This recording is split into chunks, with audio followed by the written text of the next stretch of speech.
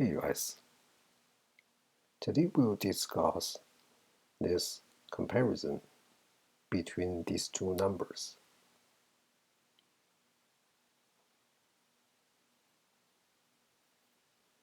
Instead of using a calculator,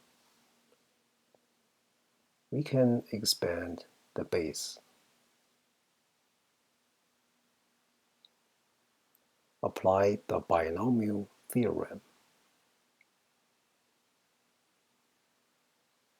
Recall that 1 to the power of any number is 1.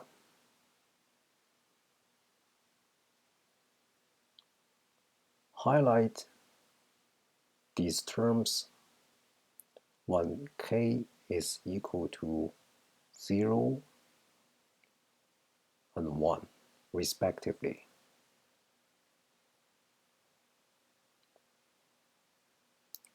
Calculate these numbers.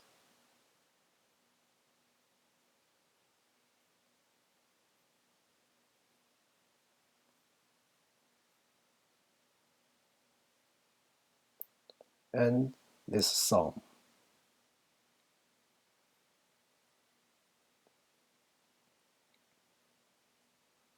And take the extra terms into account